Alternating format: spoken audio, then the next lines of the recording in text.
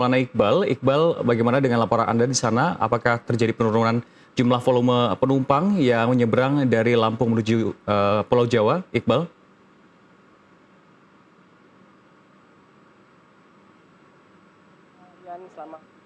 Sejak pagi hari tadi dari pantauan kami, kondisi kantung parkir di Pelabuhan Bakauheni ini terpantau lebih lengang bila dibandingkan dengan hari kemarin, di mana pada hari kemarin ini puncak dari arus balik gelombang pertama 24 Maret 2026 nampak terlihat jelas begitu, di mana kendaraan terus memasuki kantung-kantung parkir yang disediakan tugas. Selain itu juga apabila adanya mobil yang sudah diarahkan menuju ke kapal, ini akan diisi kembali oleh kendaraan, sehingga memang sampai dengan malam hari ini kondisi di Pelabuhan Bakauheni kemarin ini sangat padat sekali oleh para pemudik yang ingin menyeberang menuju ke Pulau Jawa. Sementara pagi hari ini kami melihat memang sudah kondisinya lebih lengang dan sejumlah kantung parkir baik itu yang berada di sekitar mal maupun di luar ini lebih kosong begitu, sehingga masih banyaknya kantong-kantong parkir yang kosong juga yang berada di dalam dermaga, dan nampaknya juga pemudik ini masih akan terus berdatangan namun tidak sepadat pada hari kemarin karena memang sudah terjadinya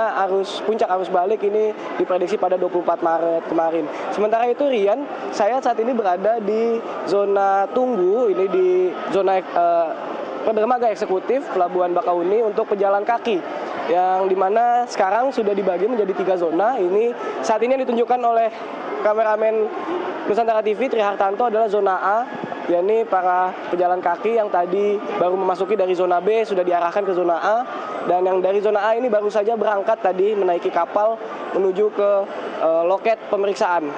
Dan memang di area pejalan kaki sendiri ini kami melihat sudah banyaknya pemudik begitu yang membludak sejak kemarin. Informasinya juga sudah terjadi kepadatan. Sementara sampai dengan siang hari ini kami melihat juga masih terus dipenuhi oleh para pemudik, dan ya nampaknya seperti ini Rian, petugas baru saja mengarahkan agar pemudik atau pejalan kaki dari zona B memasuki ke zona A untuk memenuhi kursi-kursi kosong ini yang akan bersiap untuk memasuki kapal. Dan juga tidak hanya di zona A dan zona B, sebenarnya masih ada lagi zona C yang disiapkan petugas untuk menampung apabila adanya lonjakan pemudik yang cukup signifikan pada puncak arus balik 2026 seperti yang terjadi pada kemarin hari. Dan informasi kami terima memang bahwa kapasitas kapal sendiri ini berkisar antara 150 sampai dengan 200 orang. Dan ini nantinya akan menyesuaikan dengan kemampuan dari kapal juga arahan dari petugas.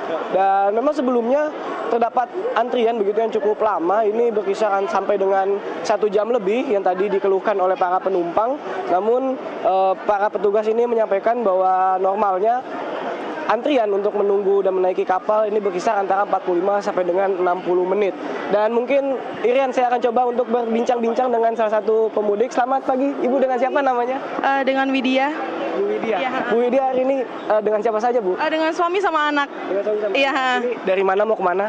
Saya dari Lampung Timur mau ke Bekasi. Bekasi. Iya. Ini kenapa nih, Bu? Kan sekarang masih masuk periode arus balik, puncak arus balik nih, Bu, 24-25. Ini kenapa memilih pulang hari ini? Soalnya besok udah masuk kerja. Iya. Iya. Lalu tadi sudah tunggu antrian ini berapa lama, Bu? Berapa ya? Kayaknya ada 40 menitan deh. 40 menit. Iya. Lalu ini informasinya berapa lama lagi akan menunggu untuk naik? 30 menit. 30 menit lagi.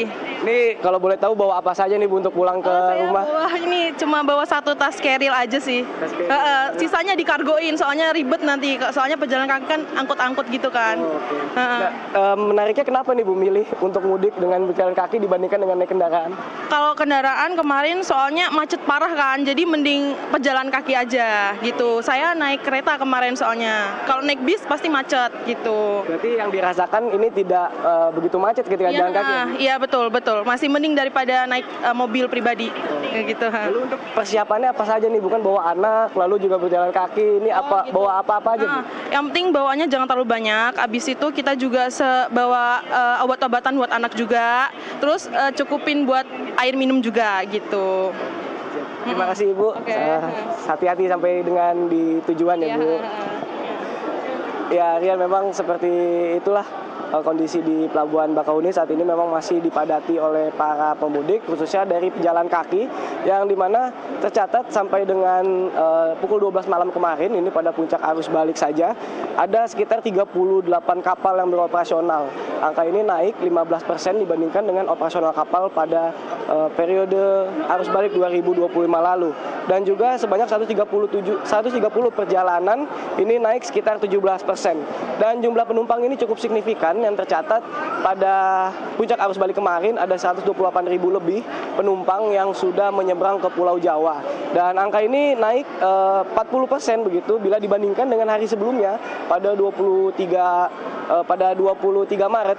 Ini memang sudah ada terjadinya lonjakan penumpang yang sudah berdatangan namun tidak begitu signifikan, dan puncaknya adalah kemarin ini naik sekitar 40% atau lebih banyak 37.000 bila dibandingkan dengan hari sebelumnya. Juga dengan kendaraan yang tercatat di Pelabuhan Bakauheni ini sudah mencapai 34.873 unit pada hari kemarin. Jumlah ini juga naik bila dibandingkan dengan hari sebelumnya, ini naik sekitar 10.000 lebih dari 23.976 atau naik 45%, yang dimana angka ini juga cukup signifikan dan juga menjadi periode puncak arus balik pada tahun 2026. Sementara pada saat ini kondisi di Pelabuhan Bakauheni masih terpantau ramai lancar, yang memang didominasi juga oleh kendaraan roda 2 dan juga roda 4 yang masih melakukan perjalanan menuju ke Pulau Jawa. Dan juga pada hari kemarin cuacanya ini cukup baik begitu, tidak adanya hujan, namun kondisi berawan dengan suhu di 27 derajat Celcius dan ketinggian gelombang ini berkisar 0,5 sampai dengan 0,7 meter, yang artinya ini masih dalam situasi yang aman untuk melakukan penyeberangan menggunakan kapal. Sementara itu, Rian. Ya Iqbal, kalau kita melihat kan memang berbagai antisipasi dari ASDP ini menyasar terhadap jumlah armada yang dikerahkan untuk volume yang meningkat, lalu juga kantong-kantong parkir bagi kendaraan. Namun kalau melihat banyak penumpang pejalan kaki di belakang sana, itu kan memang sampai saat ini masih banyak. Apakah memang ada skema-skema khusus untuk mengurai kepadatan para penumpang pejalan kaki, khususnya menuju atau ketika sudah ada di Pelabuhan Bakauheni?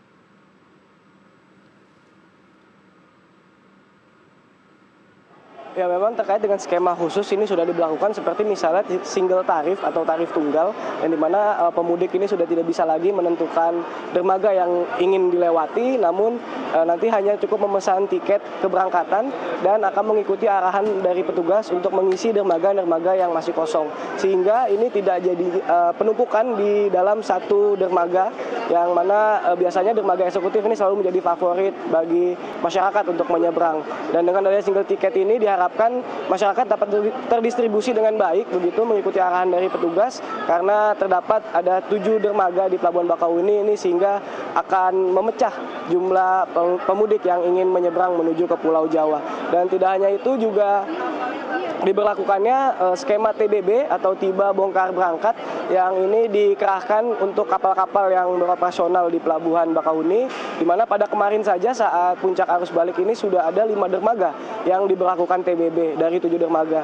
Yang artinya bahwa TBB, kendaraan atau kapal yang mengangkut pemudik dari Pulau Bakauheni akan menuju ke Merak, dan di Merak ini akan langsung menurunkan penumpang namun tidak mengangkut kembali penumpang, dan segera kembali menuju ke Bakauheni untuk mengangkut para pemudik.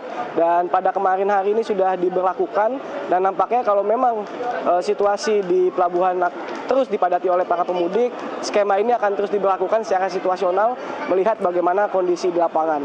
Dan tidak hanya itu, Rian, untuk kendaraan roda 4 dan roda 2 maupun juga kendaraan truk dan sumbu 3 itu akan diberikan skema screening tiket. Sementara Baik, terima kasih atas laporan Anda, Maulana Iqbal langsung dari Pelabuhan Bakauheni, dan juga sebelumnya ada Selaris kita melaporkan langsung dari Gerbang Tol Cikatama. Selamat bertugas kembali rekan-rekan.